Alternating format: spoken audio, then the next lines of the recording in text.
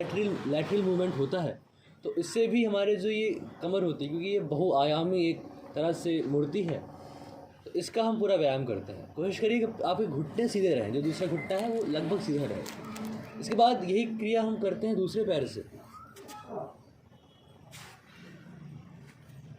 बहुत आराम मिल रहा है।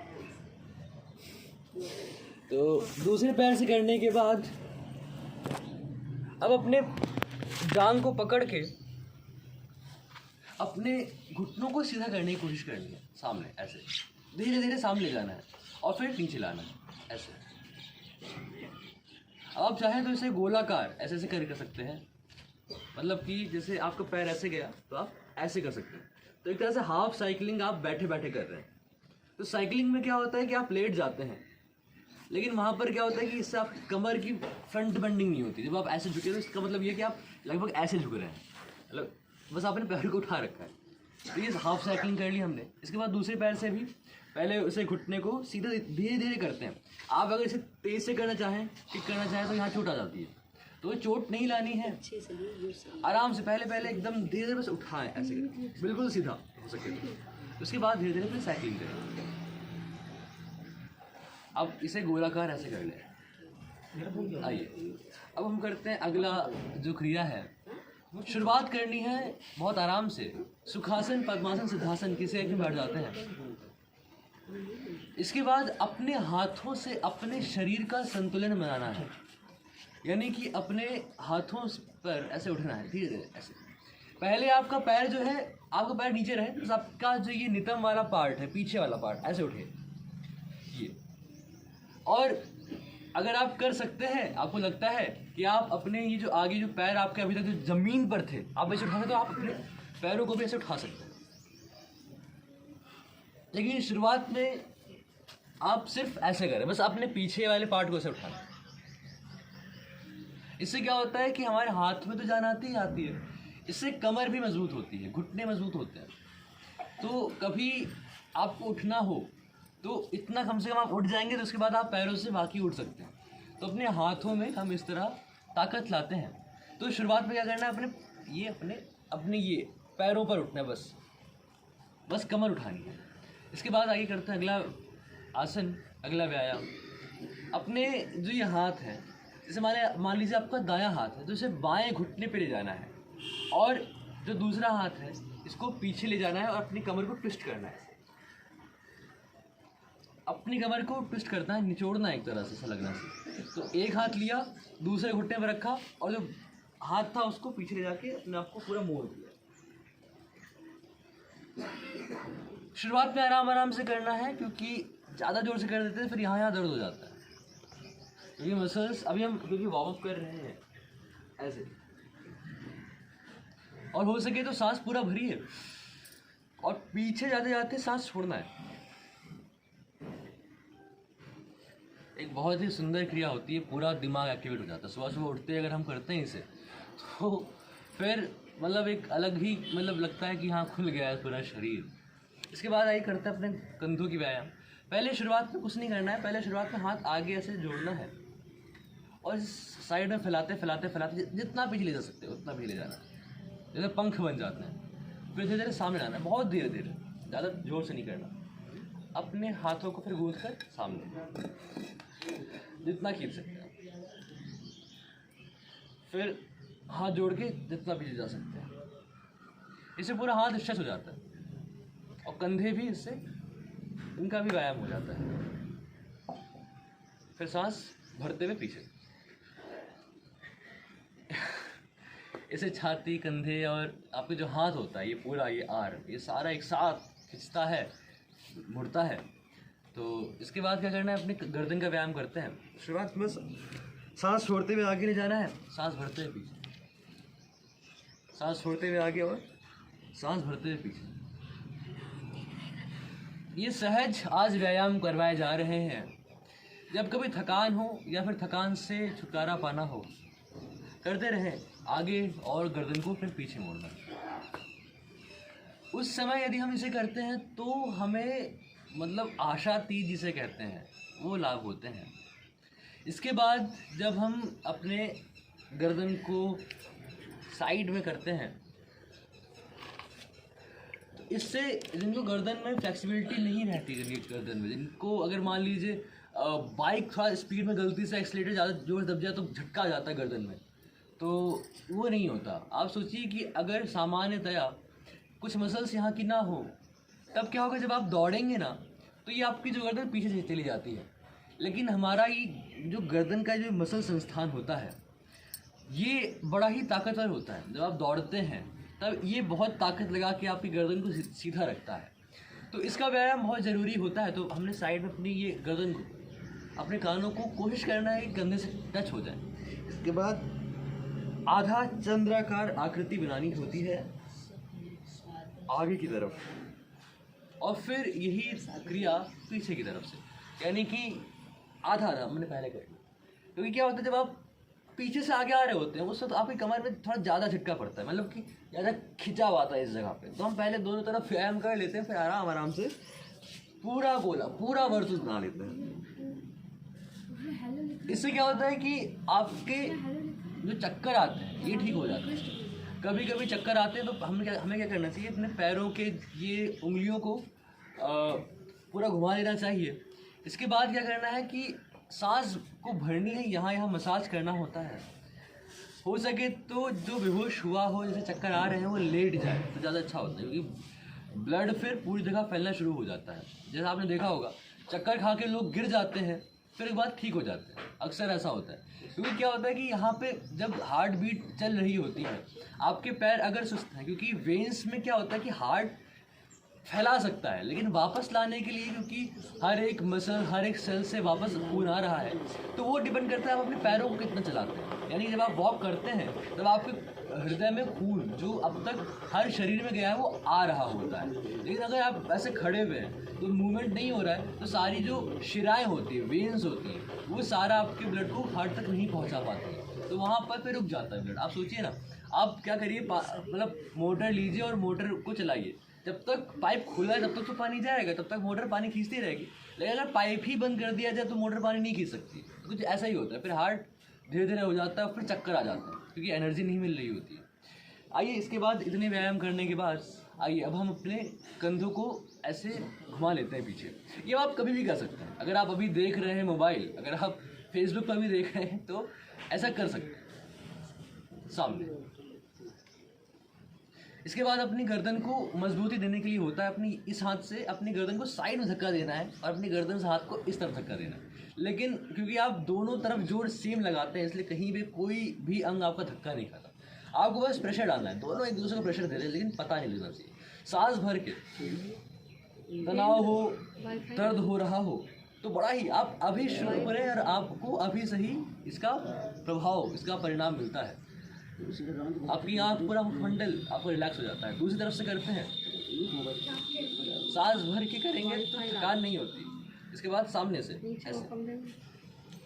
कभी भी अगर आप मोबाइल देखते देखते थक जाए, किताब पढ़ते पढ़ते थक जाए, टीवी देखते देखते थक जाए, बैठे बैठे काम करते करते थक जाए, तब ये जो आसन करते हैं हम लोग बड़े ही कारगर होते हैं।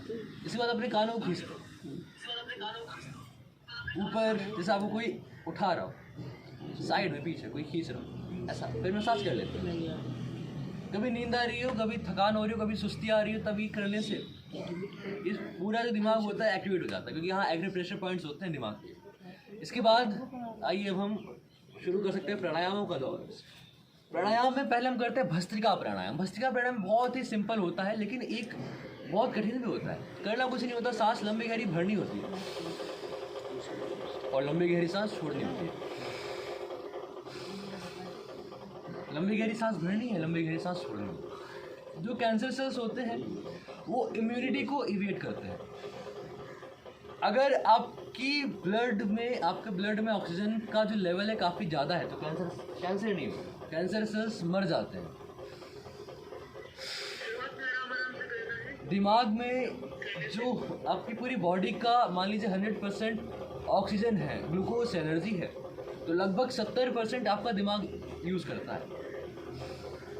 तो भस्त्रिका प्राणायाम करने से आपका दिमाग खुल जाता है। शुरुआत हम मंद गति से करते हैं। मंद गति से करना आपकी छाती के लिए वार्म अप है। आपके स्टेमिना को बढ़ाता है।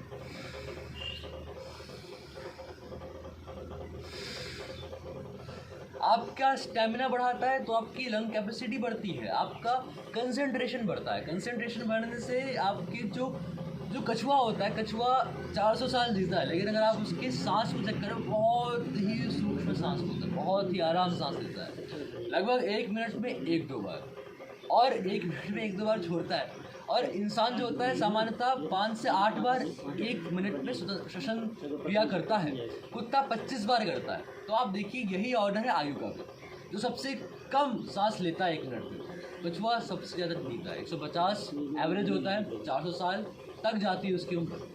जो इंसान होता है 80 साल 100 साल जीता है, जबकि उसका मतलब सांस 1 मिनट में 8 या 5-8 बार होता है।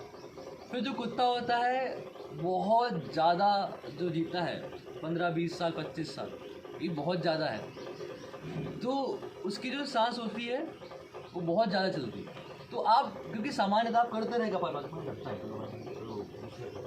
आप करते रहे भस्त्रिका प्राणायाम, तो हमें भी अपनी सांसों को सूक्ष्म करना है। सूक्ष्म करने से क्या होता है कि कुछ लोग कहते हैं सांस गिन कर आती हैं, आप इतनी सांस लेते हैं। खैर ऐसा हो ना हो, लेकिन आप अपनी सांस को अगर सूक्ष्म करते हैं तो आपकी बॉडी पर आपका ज़्यादा कंट्रोल आता है, आपकी जो हार्ट बीट होती है वो संयमित होती है। आप ऐसा करके देख सकते हैं। अब इसके बाद गति थोड़ा सा मध्यम कर लेते हैं। पूरे सांस भरना है, पूरा सांस छोड़ना है। कभी आप थक जाए, कभी ज़्यादा व्यायाम कर लें, तब इसके बाद ये करते हैं तो थकावट से आप निवृत्त हो जाते हैं। पूरे शरीर में ऑक्सीजन का संचार होता है। आज हम कर रहे थे सहज आसन। अगर आप बिगिनर हैं, अगर आप वार्म अप करना चाहते हैं तो क्या करते हैं, तो आज फास्ट नहीं करेंगे, आज हम फिर करते हैं कपालभाति। अपने पेट को अंदर करना है, सांस उसके साथ ही बाहर निकालनी है। अगर कहीं ट्यूमर है, अगर कहीं पेट में कब्ज रहता है, अगर पेट में मंदाग्नि है, खाना पचता नहीं है, उसके लिए बहुत ही सुंदर एक प्राणायाम होता है। कहीं पे भी डिफॉर्मिटी होती है, पेट में चर्बी ज़्यादा है, पेट में मतलब दुबलापन होता है, रक्त संचार अच्छे से नहीं हो रहा होता है, एरिथमिया होती है, हार्ट बीट मतलब रेगुलर नहीं होती, कभी भी धड़कती कभी नहीं धड़कती है। जो आपका एसए नोड होता है, पेस मेकर जिसे कहते हैं हम लोग, क्या खराबी है, तो मंद गति से 1 सेकंड में 1 बार झटका मारना है, सांस उसके साथ निकालना होता है। तो ये कपालभाति के लाभ बहुत सारे होते हैं। इससे आपकी परफॉर्मेंस बढ़ती है। परफॉर्मेंस यानी कि अगर आप कहीं खेल में हो, आप चाहे पढ़ाई में हो, कपालभाति करने से दिमाग पर जो क्रियाएं होती हैं, आपका कपालभाति मेनली आपके मेटाबॉलिज्म का एक तरह से आधार कह सकते हैं हम उसे। कपालभाति करते रहने से हर एक सेल में जो मेटाबॉलिज्म चल रहा होता है, हर एक विसरल ऑर्गन में जो मेटाबॉलिज्म चल रहा होता है। आप सोचिए कि आप खाना खाते हैं, खाना टूटता है, फिर खाने से आपके शरीर के लिए उपयोगी चीज़ें बनती हैं, ये है मेटाबॉलिज्म। फिर टूटता है, रेस्पिरेशन होता है, इससे एनर्जी निकलती है, ये है मेटाबॉलिज्म। हार्मोन्स बनते हैं, हार्मोन्स फिर टूटते हैं, ये मेटाबॉलिज्म। जो वेस्ट प्रोडक्ट होता है वो बनता है, और जो टॉक्सिक चीज़ हम खा लेते हैं, क्योंकि आप आजकल के खान पान में इतना जहर होता है कि हम सोच नहीं सकते।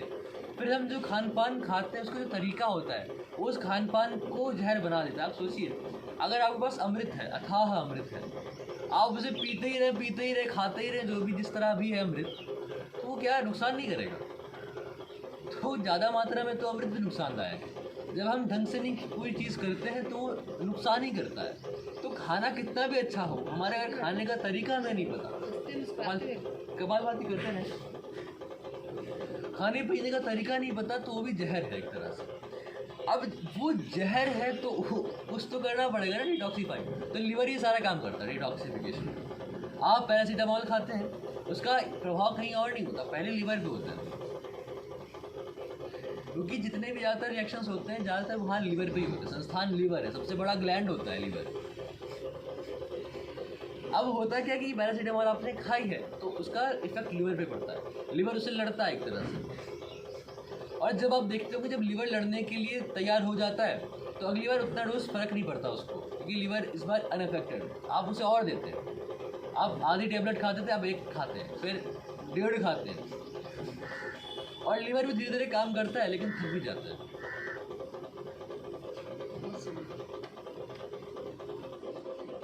तो डिटॉक्सिफिकेशन वाला जो ये काम है जो लीवर करता है, तो इसमें बहुत ज़्यादा सहायक एक बूस्टर होता है आपका कपालभाति।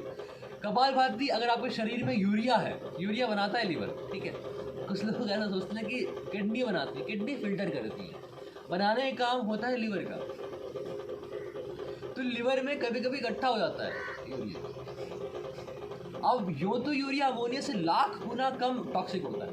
ये जो मैं बोल रहा हूँ ना यार, ये सब जो है ना, ये साइंटिफिक बेसिस है।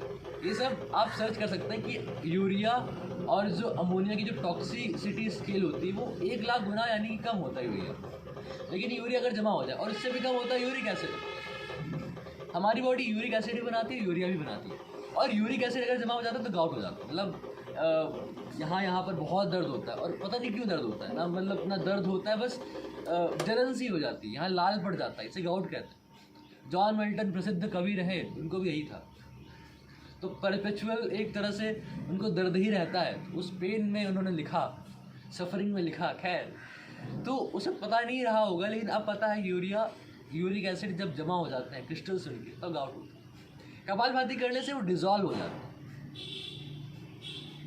आपको कहीं पर पथरी है, पथरी भी डिज़ोल्व हो जाती है। कैल्शियम के डिपॉजिट्स हैं, वो डिज़ोल्व हो जाते हैं। कपालभाति में ये शक्ति है। अब जो पूरी साइंस है वो बेस्ड होती है एक्सपेरिमेंट्स पे। तो होता क्या है, एक्सपेरिमेंट और थ्योरी एक साथ चलती रहती है। पहले एक्सपेरिमेंट आता है तो थ्योरी आती है, कभी कभी पहले थ्योरी आती है। जैसे आपने सुना होगा एटम की खोज में रदरफोर्ड ने पहले अल्फा पार्टिकल मारे, कुछ अलग ही सिचुएशन आई तो उसने कहा कि हो सकता है एटम ऐसा ना ऐसा रहा हो, और फिर जब उसने देखा कि ऐसा नहीं तो ऐसा रहा होगा, तो इसका उपयोग हम ऐसे कर सकते हैं। तो मतलब कि थ्योरी आती है तो एक्सपेरिमेंट आ जाता है, एक्सपेरिमेंट आता तो नहीं थ्योरी आ जाती है। तो योग के बारे में ये दुर्भाग्य है कि हमारे पास डाटा बहुत सारा है, स्टैट्स बहुत सारे हैं, लेकिन ये थ्योरी, क्योंकि आपके शरीर पर कपालभाति किस किस तरह इफेक्ट करता है, क्योंकि सामान्यतः तो ऐसा लगता है ना, आप बस पेट अंदर कर रहे हैं और सांस बाहर छोड़ रहे हैं। अब इससे ट्यूमर कैसे डिजॉल्व हो जाते हैं, इससे हार्ट बीट कैसे ठीक हो जाती है, तो उसे एग्जैक्ट जो मैकेनिज्म है नहीं पता लगा। और शायद से हमारे लिए दुर्भाग्य होगा कि अगर ये सारा रिसर्च विदेशों ने कर लिया तो शायद से वो ज़्यादा डेवलपमेंट कर लें, और फिर जिन्होंने ये विश्व को दिया है, जिस देश ने ये पूरे विश्व को ये अमानत दी है, वही पीछे रह सकता है। हॉर्लिक्स, बॉर्नविटा आपकी इम्यूनिटी बढ़ाएगा, आपको स्वस्थ रखता है, एक शील्ड होता है। ऐसा जो एडवर्टाइजमेंट कहते थे, आज वही यूनिलीवर, वही नेस्ले कहता है कि हमारे में लौंग की अच्छाई है, तुलसी की अच्छाई है, कोलगेट वेद शक्ति। और पहले जब हम कोयला जब करते थे कोयले से, तो कहते थे ये हमारे लिए हार्मफुल होता है, ये पिछड़ा हुआ होता है। तो एक बहुत बड़ी विडंबना है, जब हमारी विरासतें बाहर जाती हैं तो वो हमारा जो अपनापन होता है खो देती है। तो कपालभाति पर हम रिसर्च करें, उससे पहले कम से कम अपना जो दिमाग है उसे इतना सही बनाएं, अपने आरोग्य को इतना अच्छा रखें। अपने जितना पैसा हम बाहर देते हैं इलाज करवाने में, अब 60 लाख के ऑपरेशन होते हैं, तो मतलब 60 लाख आप कितना भी महंगा कुछ भी कर लो, या फिर जो आप उपकरण यूज़ कर रहे हैं तो वो महंगे हैं लाखों के, या फिर जो ऑपरेशन कर रहे हैं उसकी स्किल्स बहुत महंगी है, या आपके अंदर लोभ है। तो डॉक्टर्स, क्योंकि आजकल इतने भी शरीफ शायद नहीं रह गए हैं, एक सन्यासी के खिलाफ अगर प्रोटेस्ट निकालते हैं तो मतलब 60 लाख रुपए लेते हैं, 4 लाख की रेमडेसिविर बेचते हैं। तो उस दौरान इतना जो पैसा हम बाहर मतलब अपने घर से निकाल देते हैं, तो पहले अपना घर में पैसा बचा तो रहे, तब कहीं जाके हम रिसर्च की सोच सकते हैं। रिसर्च की सोचते हैं तब कहीं देश आगे बढ़ता है, नहीं तो यूँ भारत महान ऐसे नहीं हो जाता। तो आइए अपने पैरों को खोल लेते हैं। सहज हम कर रहे थे, जो बिगनर्स हैं, जो शुरुआत कैसे करें, एक तरह से ये चल रहा है ताकि आपके शरीर में ज़्यादा दर्द ना हो, आपके शरीर में ज़्यादा कष्ट ना हो। अब होता क्या योग में कष्ट होता है? कष्ट नहीं होता, अभ्यास होता है। अभ्यास करने के पश्चात अगर आप देखें फिर कष्ट नहीं होता। आप जैसा आपने अपनी कमर को अभी आपने व्यायाम दिया था, इनका शुद्धिकरण किया था, अपने कोहनियों को आप व्यायाम दे देते हैं। आप असल में कर क्या रहे होते हैं, अपनी कोहनियों को खोल रहे होते हैं, आप इन्हें बेंड कर रहे होते हैं, लेकिन जो एक्सरसाइज होती है वो यहाँ की होती है, यहाँ की और यहाँ की, तो डोले शोले बन जाते हैं। अब यही चीज़ अगर आप ईंट उठा के करते हैं तो लगता है कि भाई क्या एक्सरसाइज कर रहे हैं, डंबल से करते हैं तो लगता है भाई इसकी छाती बन रही है, लेकिन सच बात ये है कि उससे ना नुकसान होता है। शरीर इतना भी आप कह सकते हैं मशीन नहीं होता कि आप उठाते रहें एक साथ, तो उसके लिए क्या होता है, बहुत सुपरविजन चाहिए होता है। आप पहले ईंटा उठाइए, बहुत आराम से 1-2 बार करिए, फिर रख दीजिए, नहीं तो फिर मसल्स एक साथ करते हैं तब दिक्कत हो जाती है। पहले काम होता है आप अपने जो मसल्स है अपना ही वेट उठाएं। आप इससे अगर 100 बार कर लेंगे ना, तब ये पूरा संस्थान होता है ये आपका थक जाता है, पसीने जाते हैं, लाल हो जाते हैं, ऐसा हो जाता है। ये मैं इसलिए कह रहा हूँ, अगर आप ऐसे करते हैं मतलब ये करना, बस ये है कि आप सिंपल ऐसे लड्डू ना बनाएं, थोड़ा सा जोर लगाएं, ताकत से ऐसे करें। आप देखेंगे आपको जो ये हाथ है अपने आप थोड़ा मोटा हो जाता है, अपने आप पूरा इसके से आप 10 बार कर लीजिए। चलिए आइए मेरे साथ करते हैं हम लोग। इससे आपकी कलाइयाँ जहाँ ठीक होती हैं वहाँ पर आपकी हाथों का भी व्यायाम हो जाता है। तो आपका शरीर इन सूक्ष्म व्यायाम से बन रहा होता है, आपका शरीर जो होता है सुडौल बन रहा होता है, लेकिन हमें लगता है कि हम तो अपनी उंगलियों का व्यायाम कर रहे हैं। तो यहाँ इसके फायदे आप खुद देखिए ना, आपकी उंगली में मसल्स नहीं होती, सारा जो काम होता है मसल्स यहाँ होती है, आपके यहाँ पर सिर्फ टेंडन्स लिगामेंट्स होते हैं। तो जब आप कुछ खींचते हैं, आप जैसे आप इसको खींचेंगे तो आपको यहाँ पर इफेक्ट पड़ेगा, इफेक्ट आप इसे महसूस कर सकते हैं, आपको दिखेगा कि यहाँ से होकर, क्योंकि आपकी मसल्स ये खींचेंगी तब जाके इसे खींचती हैं। आप समझिए कि एक रस्सी लगी है तो और वहाँ पे कोई डंडा लगा, आप ऐसे खींचेंगे तो डंडा खींच जाता है, तो बिल्कुल ऐसा ही होता है। यहाँ जो मसल्स है ये यहाँ से कनेक्टेड होती है। अगर आप इसे काट के देखें तो यहाँ पे लाल लाल तो निकलता है, मांस नहीं निकलता। तो मांस निकला, मांस सारे यहाँ पे होता है। तो इससे जब आप उंगलियों को ऐसे कर रहे होते हैं तो आपके पूरा हाथों का व्यायाम हो रहा होता है, आपके हाथ मजबूत होते हैं। हाथों का उपयोग नहीं करेंगे तो फिर क्या होता है कि आपके हाथ ढीले पड़ जाते हैं। ऐसे भी लोग होते हैं जो 109 साल की उम्र में होते हैं। बेंगलोर में मैं गया, 111 साल के थे, वो शंकराचार्य भी थे, जो आपका आश्रम है श्रृंगेरी मठ, वहाँ पे वो शंकराचार्य थे, 111 साल की उम्र थी। वो कहते हैं कि मैं सुभाष चंद्र बोस की आर्मी में था और मैं अंग्रेजों की आर्मी में था, और वो एकदम स्वस्थ थे। तो आइए अब हम करते हैं अनुलोम विलोम प्राणायाम। तो ऐसा नहीं होता कि 70 साल की उम्र में आप मतलब बिल्कुल बुढ़ी हो जाते हैं। उपयोग कितना करते हैं आप, ऐसे से करते हैं ना तब भी आपके हाथ ढीले नहीं पड़ते। अनुलोम विलोम प्राणायाम में क्या करते हैं हम लोग, आप किसी भी मुद्रे में आ सकते हैं। अच्छा रहता है वायु मुद्रा। वायु मुद्रा यानी तर्जनी को अंगूठे मूल में रखा, अंगूठे को उसके ऊपर मोड़ लिया, ये वायु मुद्रा होती है। इसके बाद अंगूठे से अपनी दाईं नासिका को बंद करते हैं, बाईं नासिका से पूरा सांस लेना है, और फिर एक बार सांस ले ली, बस ये सूत्र है। सांस ले लिया तो अगली नाक पे आ जाओ, और सांस अगर छोड़ रहे हैं तो वहीं रखो, मतलब कि सांस भरा तो अगली नाक पे। तो हमने अभी तक सांस भरी है, अगली नाक पे आ जाना है, दूसरी नाक से सांस छोड़ना है, और फिर सांस छोड़ दी, फिर दूसरी नाक से सांस भरिए, फिर सांस भर ली, दूसरी नाक से आ रही, सांस छोड़ दीजिए। तो ये होता है अनुलोम विलोम। पीछे मरुतमान कर रहे हैं। अनुलोम विलोम प्राणायामों का केंद्र है, उसका एक राजा कहते हैं इसको, और ये बात ही गलत नहीं है एकदम, ये राजा है। पहला तो आपका जो नाक बंद होती, तो अनुलोम विलोम कराते हैं तो नाक खुल जाती, तो ये खैर सर्दियों में ज़्यादा रिलेवेंट होता है, नाक बंद हो जाती है अक्सर।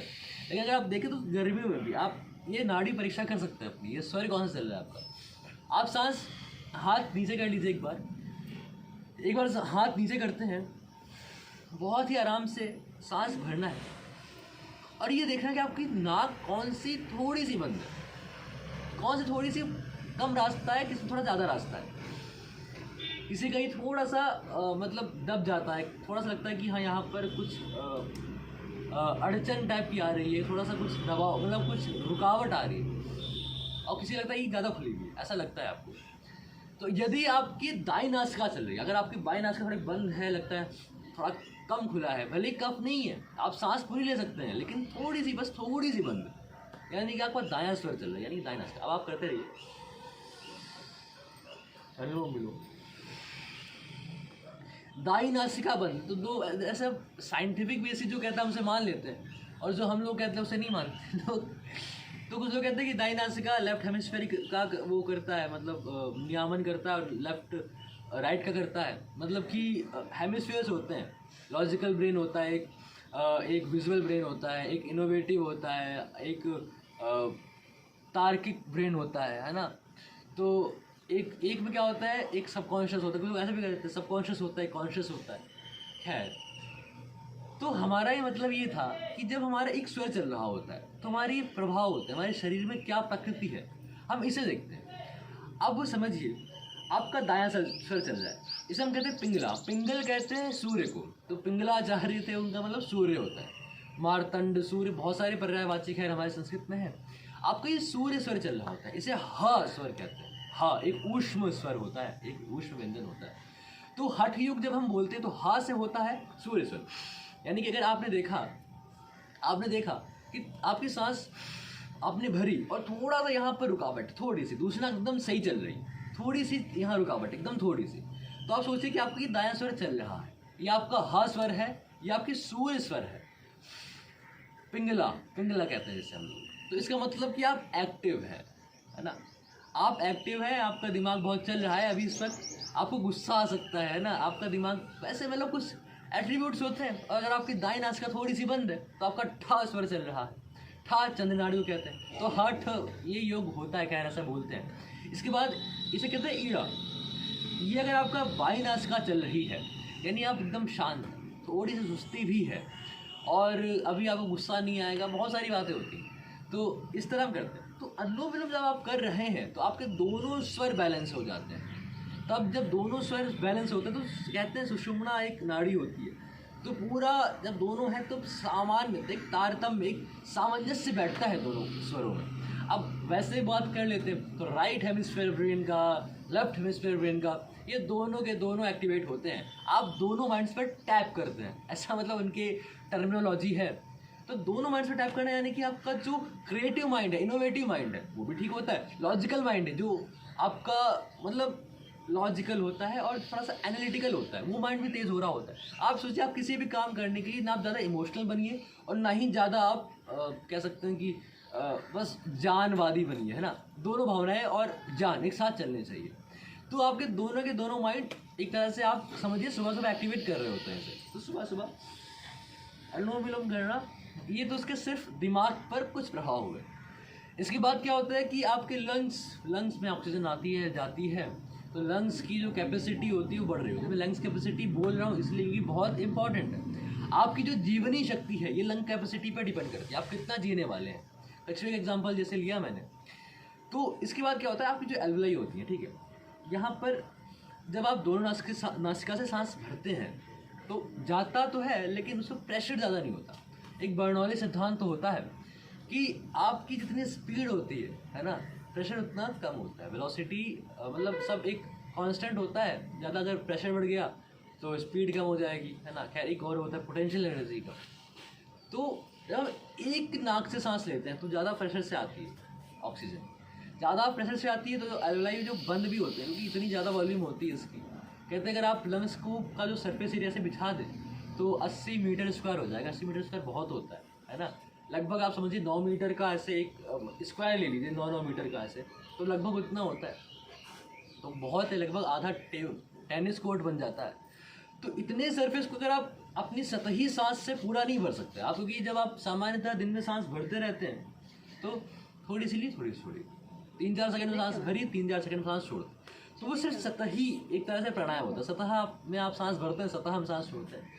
तो जो सांस होता क्या है, रेजिडुअल वॉल्यूम होती है। आपकी सांस फेफड़े में सारे जो वॉल्यूम है उसे बाहर नहीं कर सकता और ना पूरी ले सकता है। मतलब समझिए, अगर आपकी फेफड़ों ने सारा का सारा हवा बाहर निकाल दी तो कोलैप्स हो जाएंगे वो लोग। अगर आप वैक्यूम पंप से एक बड़ी बोतल को अगर आप मतलब सारा वो खींच लें, उसका मतलब हवा खींच लें, तो बहुत दबाव पड़ता है उसका, एटमॉस्फेयर से बहुत दबाव पड़ता है, तो वो दबाव पिचका देता है। तो क्या होता है कि हमें यहाँ पे सारी सांस, इसलिए प्रकृति ने ऐसा नियम कर रखा है कि आपकी सारी सांस बाहर नहीं जाएंगी और जानी भी नहीं चाहिए, लेकिन हमें कोशिश ही करनी चाहिए क्योंकि रुका हुआ पानी ठीक नहीं होता। तो रुकी हुई सांस में सारे से सारे कार्बन डाइऑक्साइड, जितना भी विजातीय तत्व होते हैं, जितना वाटर वेपर होता है, जितने भी मतलब आप कह सकते हैं वेस्ट होते हैं, मेटाबॉलिक वेस्ट होते हैं, वो सब लंग्स में रह जाते हैं, लंग्स में रहते हैं। अब डिफ्यूज़न यानी कि आप समझिए, एक कमरे में थोड़ा सा धुआं है तो अगले कमरे में वो कम जाता है, लेकिन ज़्यादा धुआं है तो जल्दी चला जाता है। वैसे ही कुछ होता है।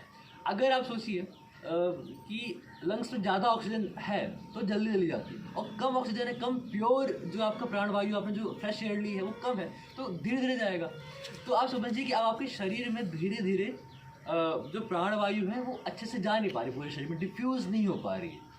अब जब डिफ्यूज़ नहीं हो पा रही है, फिर सबको ऑक्सीजन नहीं मिल पा रहा है, सब अच्छे से काम नहीं कर रहे हैं, इससे आपकी एफिशिएंसी कम हो जाती है, आपकी जो डेली परफॉर्मेंस है वो कम हो जाती है किसी भी क्षेत्र में। आप लेखक हैं तो आप लिख नहीं पाएंगे अच्छे से, दिमाग काम नहीं करेगा।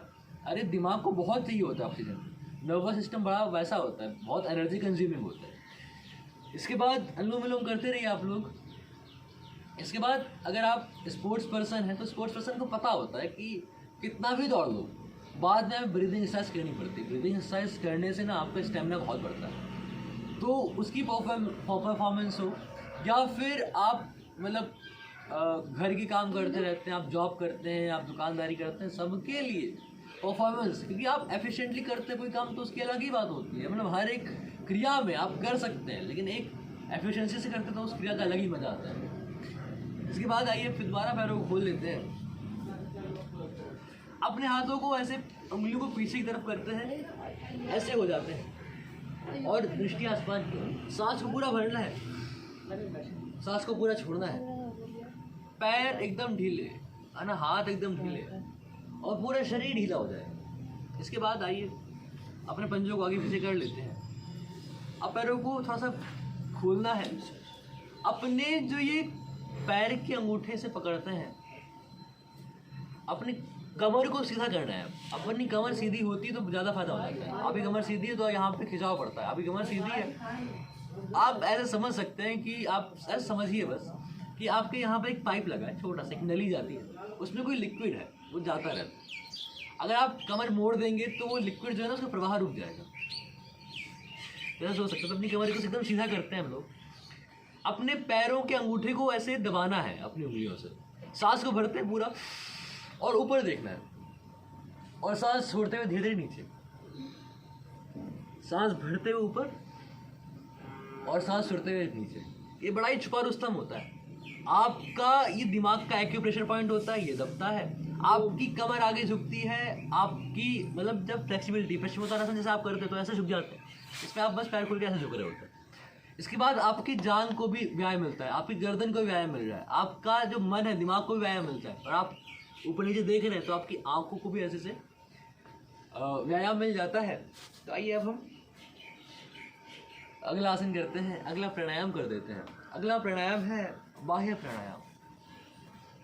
बाह्य प्राणायाम में अपने किसी मनपसंद अपने ध्यानात्मक मुद्रा, यानी कि दोनों पैर नीचे कर लिए तो सुखासन है, एक पैर यहाँ लगा लिया और दूसरा पैर उसकी जो दूसरी पैर की जो एड़ी है उसी के नीचे, ये तो ये है सिद्धासन। जो सिद्ध लोग होते हैं शायद से उनके नाम में बना है, तो ये जो तपस्या लोग कर रहे होते हैं उनके लिए होता है। इसके बाद होता है पद्मासन, दोनों पैर ऊपर उठा लिए तो ये पद्मासन होता है, ये देवताओं को बड़ा प्रिय रहा है। तो इसके बाद करना ये है कि आपको पूरी सांस भरनी है, पूरी सांस अभी आप भर लीजिए तुरंत, और फिर छोड़ देना है, मतलब जितनी सांस आप छोड़ सके आराम से।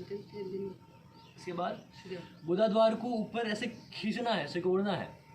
इसके बाद अपने पेट को ऐसा सोचना है कि नाभि रीढ़ से लग जाए, ऐसा सोचेंगे तभी जाके आपका पेट पूरा पोटेंशियल यूटिलाइज कर सकता है, कितना आप पीछे जा सकते हैं, पूरा पीछे। और फिर अपनी जो ठोड़ी होती है इसे ये कंठकूप से लगा देते हैं, प्लीज अंदर बंद। तो आइए, ये उड्डयन बंद होता है, यानी कि उड़ने वाला बंद होता है। तो कहते हैं जो इस पर माशी कर लेता है वो उड़ने लग जाता है, सच में ये ऐसा होता है। खेचरी, अब खेचरी मुद्रा है, खे का मतलब होता है खे यानी आकाश में, खेचरी, जो खेचरी मुद्रा करता है वो आकाश में चढ़ने लग जाता है, ऐसा कुछ होता है। खग यानी कि जो खे गच्छति थी खगा, पक्षी आकाश में जाता है। खैर, अब हम करते हैं बाह्य प्राणायाम। सांस को पूरा भरना है, पूरा छोड़ना है, गुदाद्वार का संकुचन, मूल बंद, उड्डयन बंद, पेट को पूरा पीछे करना है और जालंधर बंद, इसे नीचे।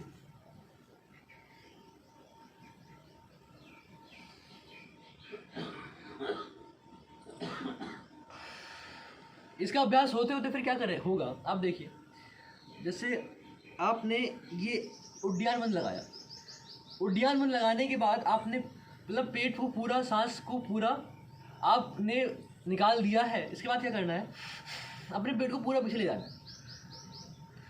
अभ्यास करते करते आप देखेंगे आपकी नाभि बीच से आगे आ जाती है, जिसे हम कहते हैं नौली, मध्य नौली कहते हैं इसे, दंड नौली कहते हैं इसे। कुछ नहीं करना होता है,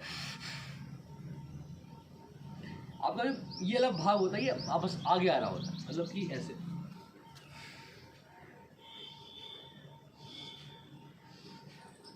इसे मध्यमा नौली कहते हैं। इसके बाद इसे अगर आप अपने पेट को ऐसे बाहर निकालते हैं, ये अभ्यास से होता है। धीरे धीरे जब आप पेट को एकदम पूरा पीछे खींच देंगे, जब आप बहुत ज़्यादा ले जाएंगे तो अपने आप नाभि आगे आ जाती है। ये भगवान ने कर रखा है, ये इंतजाम कैसे भी हो जाता है, खुद से हो जाता है। फिर आप धीरे धीरे अपने घुटनों पर ऐसे, मतलब एक घुटने पे हाथ जोड़ देंगे, दूसरा हाथ जोड़ देंगे, तो धीरे धीरे वो आपकी जो मध्यमा जो आपकी नौली है, वो वाम नौली, दक्षिण नौली, फिर दंड नौली, ऐसे करते करते फिर धीरे धीरे वो घूमने लग जाती है, ऐसे करके घूमने लग जाती है। तो फिर इसे कहते हैं नौली क्रिया। तो ये शुद्धिकरण के लिए होती है। तो उसमें आप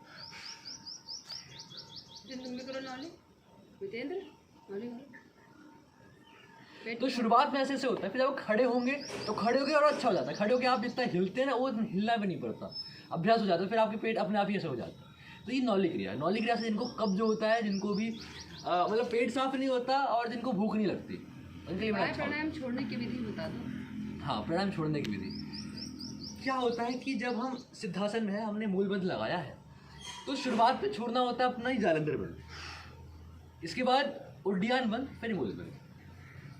आइए हम करते हैं अग्निसार क्रिया। अग्निसार क्रिया में क्या करते हैं हम लोग, सांस को छोड़ना होता है, सांस पूरी भरी, सांस पूरी छोड़, आपको नाभि को रीढ़ पे लगाना है, ऐसा टारगेट करके अपने पेट को पीछे खींचना होता है। इसके बाद ढीला छोड़ दे, जैसे मैंने ढीला छोड़ दिया वैसे ढीला छोड़ दिया, फिर पीछे ले गए, फिर आगे कर दिया, ऐसे।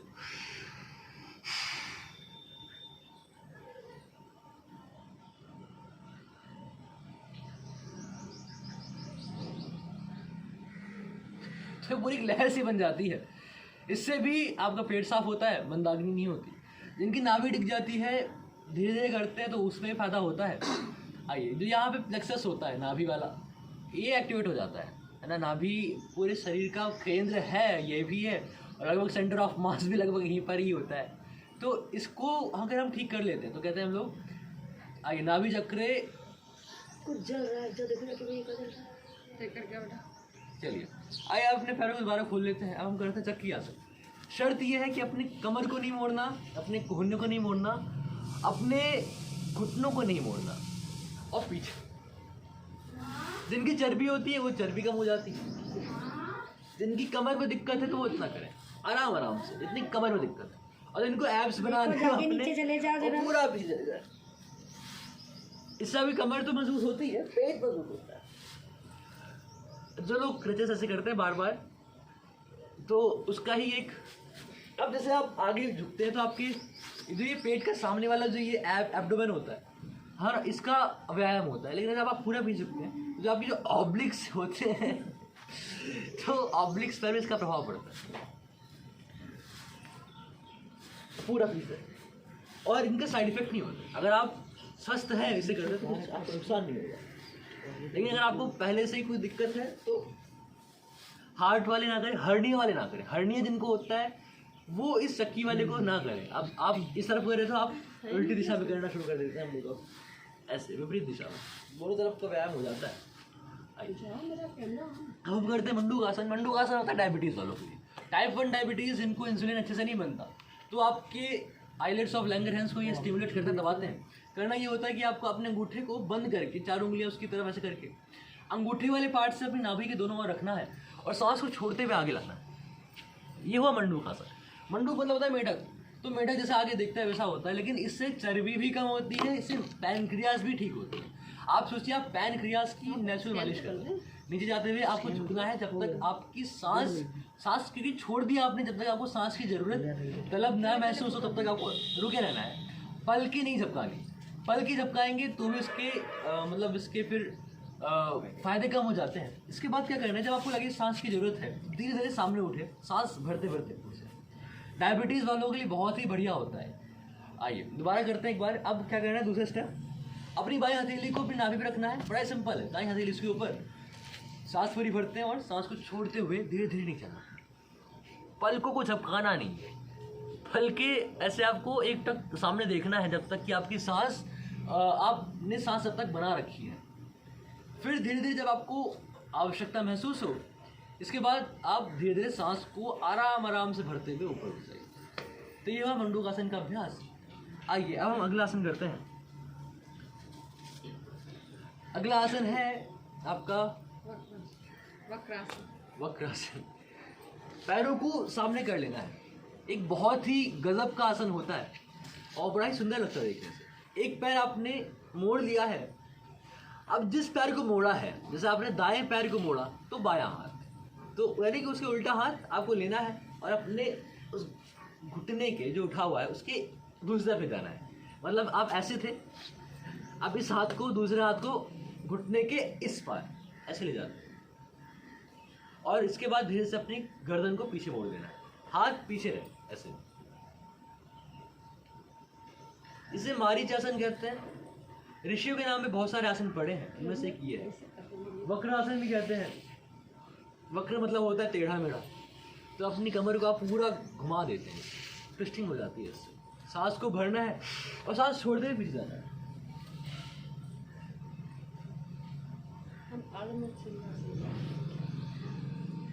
अगर आप इसी में ही अपने घुटनों को ऐसे ले जाते हैं, देखिएगा ना, आप ऐसे तो कर रहे थे, आप बस अपने घुटने को इधर ले जाते हैं, पैर को ऐसे मोड़ लेते हैं। फिर जब आप इसी आसन को करते हैं तब ये हो जाता है अर्ध मत्स्येंद्रासन। इससे क्या होता है, किन्हीं के कूल्हे जो होते हैं बहुत ज़्यादा बड़े होते हैं, उनको क्या फिटनेस के लिए कहते हैं कि हमें ये नितंब कम करने हैं, है ना, ये हमारी कमर बहुत बेडोल हो गई है, तो उसके लिए हमें करना होता है ये अर्ध मत्स्येंद्रासन। आप देखेंगे कि इससे बड़ा जोर पड़ता है। मतलब विधि की बात दोबारा बता देता हूँ मैं आपको। आपने घुटने को मोड़ा, फिर जांघ की साइड ले गए और फिर अपने हाथों को, अपनी जो पैर था जो सीधा था इसको मोड़ दिया। अब जो घुटना को ये मोड़ा हुआ है उसका उल्टा हाथ लिया और ऐसे पकड़ दिया और अपने पंजे पर ऐसे रख दिया। तो ये फिटनेस के लिए बड़ा अच्छा होता है। इससे आपका जो साइड का जो ये चर्बी होती है कम हो जाती है, गायब हो जाती है, मतलब जो एक्स्ट्रा दिख रहा होता है। कुछ लोगों की कमर बहुत ज़्यादा मोटी हो जाती है, तो उन सब के लिए बहुत ही बढ़िया आसन होता है। इसके साथ साथ इसमें बैलेंस आता है और कमर ट्विस्ट होती है। समय कितना ठीक हो गया है।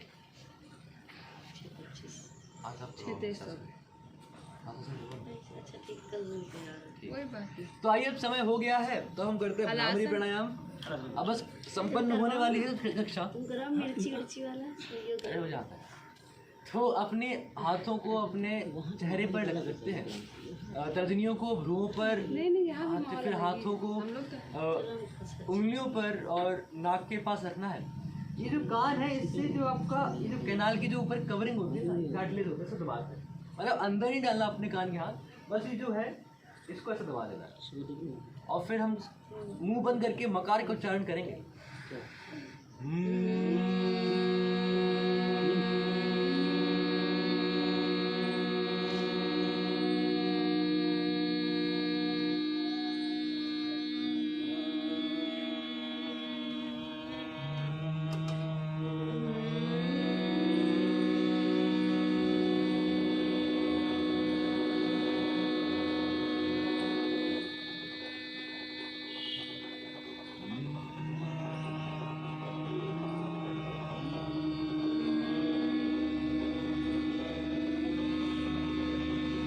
शांत, बिना आंखें खोले दोनों हाथों को घुटनों पर लगाते हैं, ध्यान मुद्रा में लंबी गहरी सांस भरकर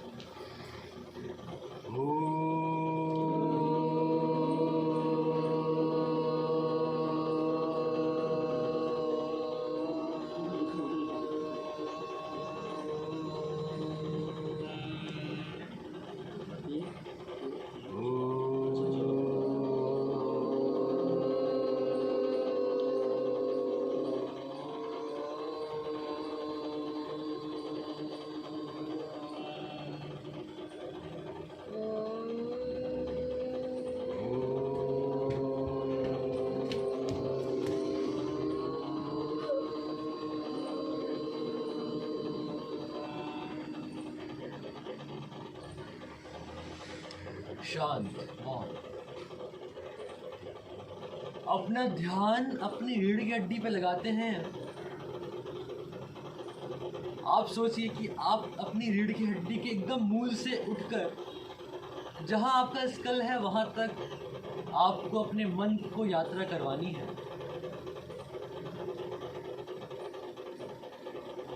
कहीं कहीं आपकी चेतना रुक जाएगी, ये चक्र होते हैं। कहीं कहीं आपकी चेतना अपने आप रुक जाती है, यही चक्र होते हैं। आप रीढ़ की हड्डी के मूल से लेकर अपने जो एटलस बोन है गर्दन तक, वहां तक यात्रा करते हैं सांस को सहज।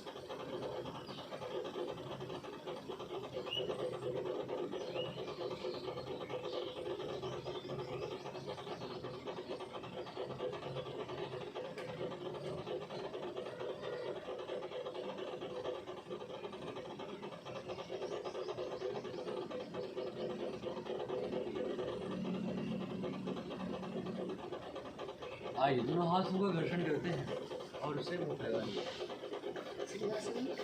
अपनी आंखों को अपने हथेलियों के अंदर ही झपकना है, क्योंकि एक साथ प्रकाश पे ले जाना हानिकारक होता है। तो धीरे झपकते हुए अपने गौलों का मसाज करते हुए अपनी आंखें खोल लेते हैं। अब आइए करते हैं हम लोग सिंहासन। सिंहासन में अपने पंजों के बल ऐसे खड़े हो जाते हैं और फिर अपने घुटनों को सामने लगा देते हैं ऐसे।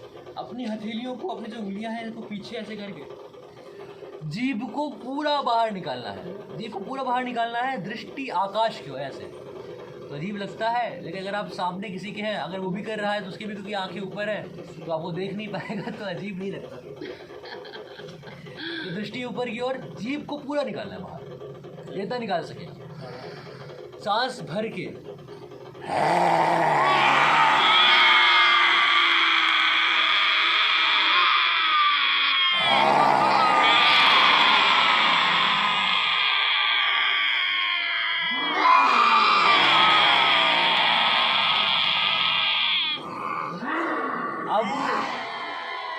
थायराइड के लिए, पैराथायराइड के जिनको हड्डियों में जिनको तकलीफ होती है, अपनी लार को निकलते हुए अपने गले का मसाज करना है। अब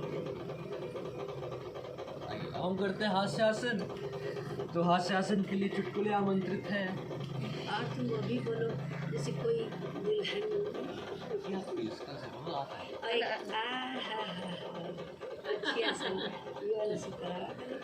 कल से आपको हास्यासन पर एक बहुत ही बढ़िया क्रियाकलाप मिलेगा। तो कल देखते हैं, बहुत ही बढ़िया मजे आने वाले हैं कल। तो आज चुटकुला सुनते हैं हम लोग।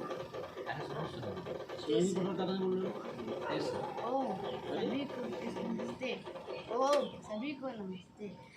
तो आज का चुटकुला है, शिक्षक कहता है अपने स्टूडेंट से कि तुम्हें पक्षी का पैर देखकर उसका नाम बताना। तो फिर उसका स्टूडेंट कहता है कि सर मुझे तो ये नहीं आता। तो फिर शिक्षक कहता है अच्छा तो फिर तो तुम फेल हो गए। तो फिर शिक्षक फिर से कहता है कि अपना नाम बताओ। तो पप्पू कहता है कि सर आप मेरा पैर देखकर मेरा नाम बता दीजिए ना। इसको थोड़ा क्लियर कर दो, तो सीधे सुनाए। मेरा अब अगर पक्षी का पैर देखकर छात्र उसका नाम नहीं बता पाता है तो स्टूडेंट फेल है, नाकाबिल है। और अगर टीचर उसका नाम पूछता है तो छात्र ये आशा करता है कि वो भी उसका पैर देख उसका नाम बता दे। आइए जोरदार ढाकर आगे हंसते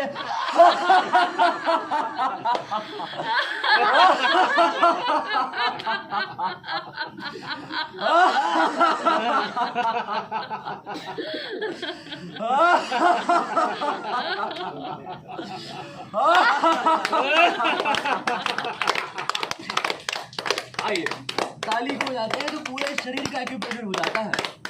साइड में हो जाते हैं, पीछे। अब थोड़ा सा स्पीड बढ़ाना है, जितना जोर हो सके। और ऐसे घुसने घुसते हुए आंखों पे लगाते हैं। और आज की वो कक्षा संपन्न करते हुए शांति पाठ करते हैं। ध्यानात्मक आसन में बैठ जाते हैं, कमर गर्दन सीधी। ओम शांति। अन्तरिक्षं शान्तिः पृथिवी शान्तिरापः शान्तिरोषधयः शान्तिः वनस्पतयः शान्तिर्विश्वे देवाः शान्तिर्ब्रह्म शान्तिः सर्वं शान्तिः सामा शान्तिः शान्तिरेधि ॐ शान्ति शान्ति शान्ति सर्वेभ्यो सर्वेभ्यो नमः। सब बंद करो, जितने हो गए।